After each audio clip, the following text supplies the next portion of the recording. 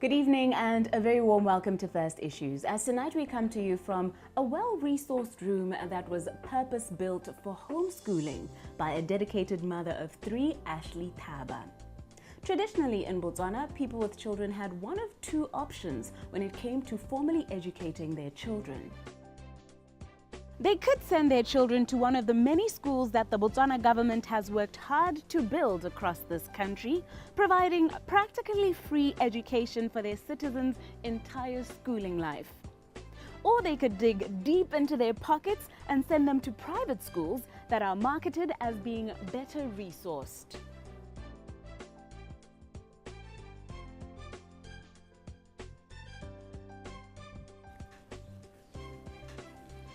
With the first option, parents have to take into consideration the steadily declining quality of education in our public schools. Over 70% of last year's primary school leavers obtained an overall grade of C. The second method for educating your children may not even be an option for you depending on your income. Private school fees have become increasingly exorbitant, as indicated in this table that we compiled after making inquiries across the city, with parents likely to find themselves paying between 30 to 60,000 pula a year for a primary school-going child, and between 50 to 100,000 pula a year for those in secondary school.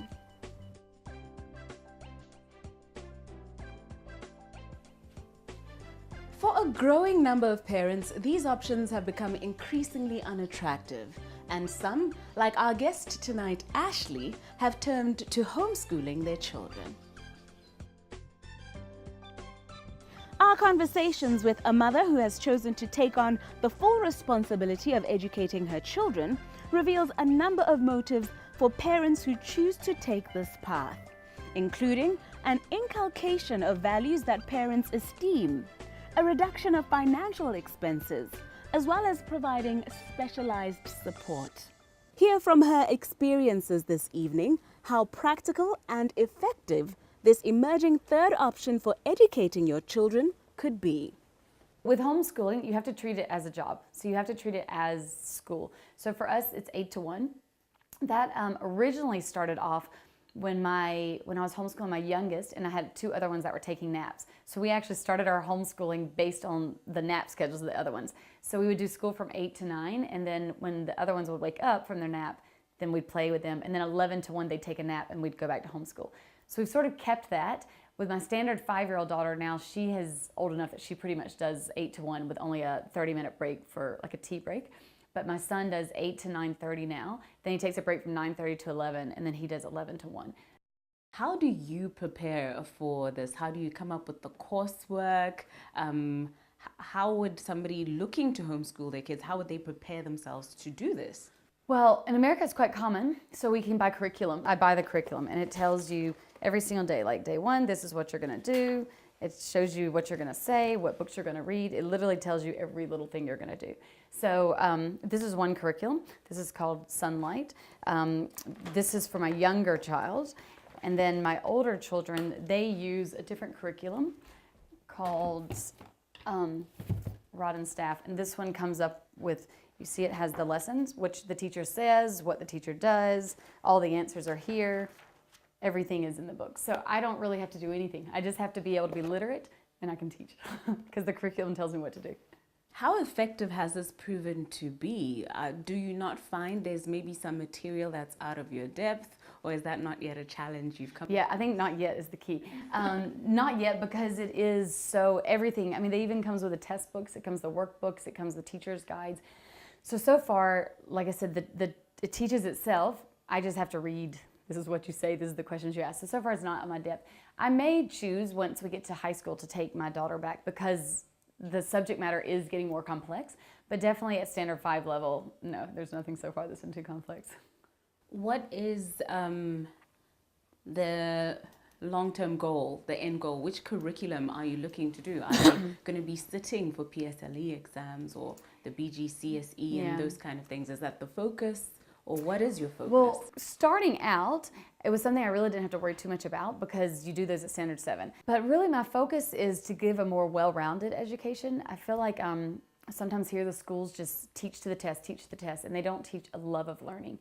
And from a psychological standpoint, most of the learning we do in our lives happens from 0 to age 7. And so I really wanted her to have all my kids, to have a really big base. So we teach, like if you can see here, this is a timeline of world history.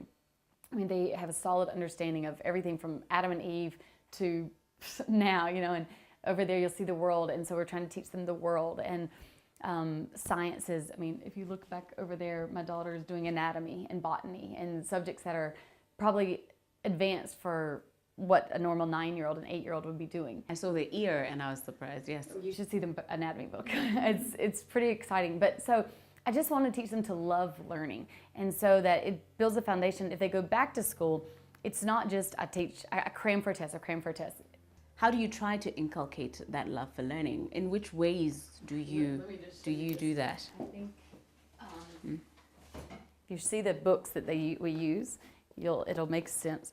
Like this is her anatomy book.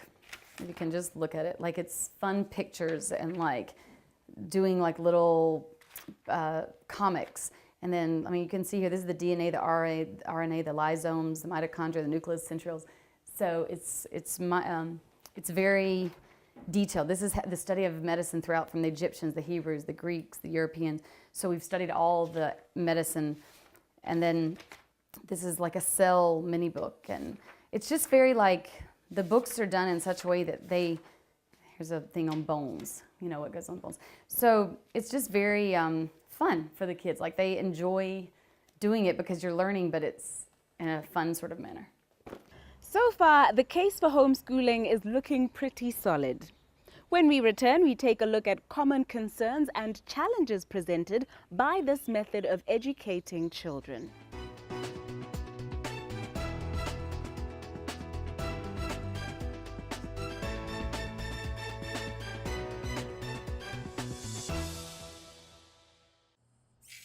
What is the future of help? It's to help people find the great in themselves. The drive, the passion. Help them find their true potential. Help them stretch. Help them grow. That's why we help people help themselves, help the world, because a little help goes a long, long way. FNB, how can we help you?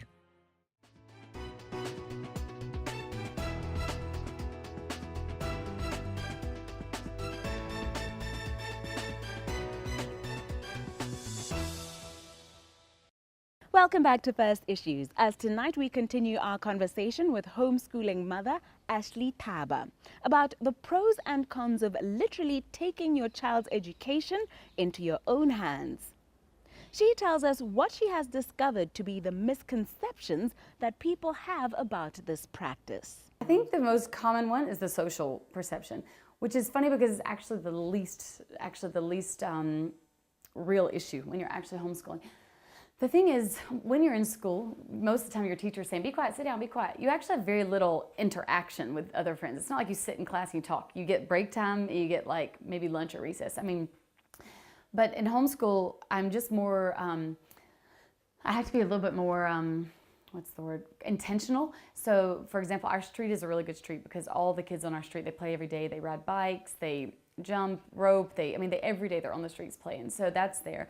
We're also members of a local church, so that means every Sunday they're in Sunday school with other kids. We were at the gym, which the gym has a place for the kids. I plan play dates. My son does soccer lessons. My daughter does ballet. I mean, there's just things you have to be more intentional, but it's really not in fact, it's probably better because I have some control over who they hang out with. So their social is there. It's just a little bit more like I get to have a say in who they're talking with.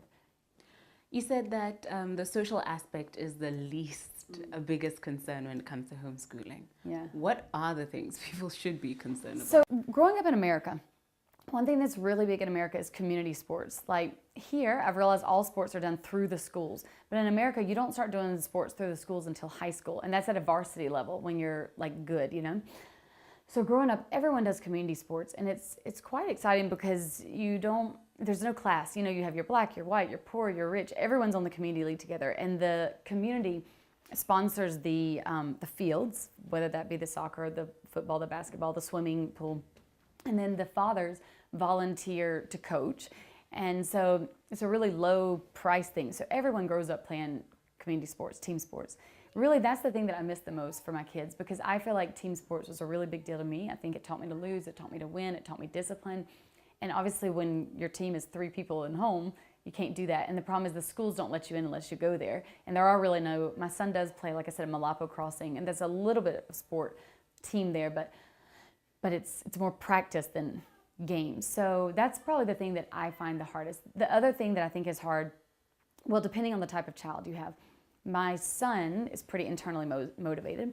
My daughter tends to be more motivated by the peer competition. So like this week, she's been in school, but a lot of her friends have been out. So she's had a friend over every day this week. So doing school with a friend helped her to be more motivated to get her work done faster than when it's just her by herself. So I think the peer motivation of getting your work done because everyone else is doing it, whereas at home there's no one else doing it, so you kind of have to, and then the team sports aspect. Those are the 2 that are biggest to me. We have reasonably presumed that those who choose to educate their children themselves are partially motivated by the current poor performance of our public schools. Increasing private education fees, on the other hand, are also a possible contributing factor. Our guest adds that there were some other personal motivations for her when she chose to take matters into her own hands. Ashley says high fees are not the only costs to be considered when taking your child to private school. Well, I alluded to that earlier when I talked about just the wanting to give them a really broad foundation of all sorts of sciences, all sorts of history, just a really strong one thing. My daughter has to do a lot of every day in every subject. I make her write essays. I was trying to see if you can see one in here, but you can see there's a lot of writing that she has to do. And so my husband went to schools through here, and when he got to college in Canada, he found that he was very ill-equipped to just write essays. Like, he didn't get a lot of experience. He mainly learned to test, but not learn to express himself. And it's something I see as a weakness in general. You find a lot of Botswana just never learn to really express themselves, whether that be in the schools or in the homes. There seems to be a shutdown of communication sometimes. So I'm really trying to be very intentional about teaching them to express themselves and to talk and to learn how to talk effectively. And so that was one of the reasons I wanted to do that in the foundational formative years, because now when they're older, habits have set in and it becomes harder sometimes.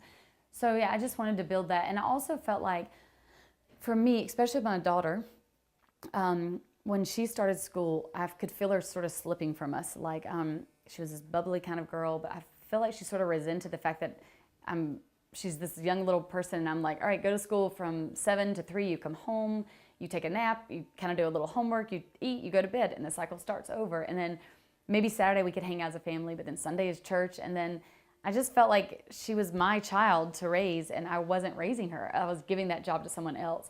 And that's not for everybody, but for me, I just felt a sense of conviction that during these early years, I needed to be the one raising her and building her up and teaching her what I thought was important. One day when it really hit home, we went to the school and all the kids were playing on the playground. And I got there early, so my daughter came, and then the other kids weren't coming. So the teacher said, everybody come in, and they didn't listen. Then she said, come and I'll give you a sweet, or marshmallow. It was a marshmallow. Come and I'll give you a marshmallow. And then, of course, the kids came running. So then Anna Catherine said, well, can I have my marshmallow now because I'm going with my mom? And she goes, oh, I don't have marshmallows. I'm just saying that to get them to come, And so then my daughter said, well, you're lying. And then the lady's like, no, I'm just trying to get them to come. And then she looks at me and she says, Mommy, isn't that a lie? And I'm like, yeah, it's a lie. And the teacher was so offended that I would say that she was lying. I said, but you did lie. You don't have marshmallows. And so there was these little things that would happen, like the teacher's going to beat me tomorrow, but I know they're not going to beat them in the school, or like teacher says she's going to give me a sweet, but then she doesn't. Or like the art teacher would say, oh, we're going to paint tomorrow, but they didn't paint tomorrow, And I just, I was thinking, like, I'm trying to raise them with an understanding that even if it's a small lie, it's a lie, but yet 7 hours a day or 8 hours a day, they're around people that have no problem telling them empty promises and empty lies. And so there's just, and then, my daughter, sometimes she said that she was in class and little boys would kiss her, and you'd say, this is private school. You'd say, well, where was the teacher? Well, she wasn't there. And you're like, and this is standard 1. And so, you know, I just was thinking, I don't know if this is how I want her in these formative years to be raised, with learning that lying is okay and having little boys kiss her. Values that aren't yours. Yes, values that aren't mine. So I felt like I needed to sort of take back that control during the formative years. Was the high cost of private education ever a factor in your decision? Very much so.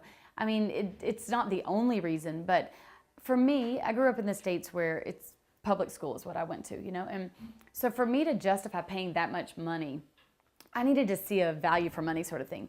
And you're still having to do the homework every day when they come home. You're still having to now drive to school every day, so you've got the commute.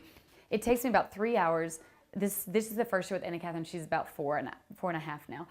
But before then, it's like 3 hours. I do the same education. I would be in the car for 3 hours just driving them, plus homework. So I get to do the same amount of teaching in less time than, yeah. So I come back to your question, I'm digressing. But the cost was like, not only am I paying school fees, but I'm paying in petrol, I'm paying in time. And so, and then you still have to do the homework, and sometimes you have to teach them stuff. Like sometimes they'd come home and they'd be like, you know, trying to do tally marks for, you know, counting, and you're trying to teach them, no, if you start doing tally marks, you're gonna be doing tally marks, you know? So I'd have to reteach them a different way. So I just didn't feel like it was a value for my money, at least in the early years, I didn't.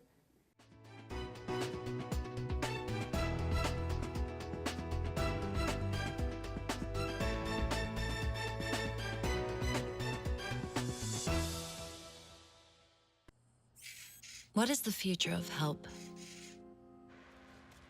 It's to help people find the great in themselves. The drive, the passion. Help them find their true potential. Help them stretch. Help them grow. That's why we help people help themselves, help the world, because a little help goes a long, long way. FNB, how can we help you?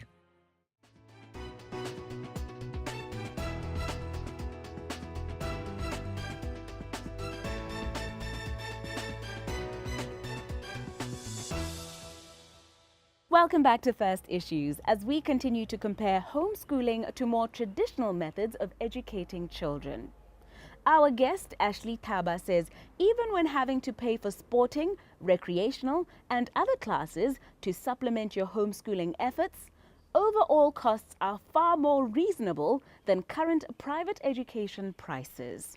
The thing with the curriculum is it is a bit costly, but not too bad. Like that whole curriculum right there for Caleb would be maybe around $500. That's like 5,000 pula. But it comes with all the books and the lesson plans. So then I used it for Anna Catherine, I'm using it for Caleb, and then I'll use it again for Abby. So when you take 5,000 pula and divide it now by 3, it becomes quite small. Some of these, the textbook I'll reuse, but the workbooks obviously I'll have to buy again. But for the most part, because it gets cheaper every year because you already have some of the stuff, it's much cheaper. So yeah. And again, there's no petrol and no uniforms and all the other school lunches and all the stuff, the extra stuff you have to do as well. I know you said you've considered that maybe your oldest will go back to formal, yeah. Is it formal school? Yes. Yeah. When they're Traditional older. school. Traditional school. When they're older, for maybe high school. Because another question would be, what happens now when you get to now things like science, lab tests, those kind of things? If you do decide to continue homeschooling her, have you thought of that?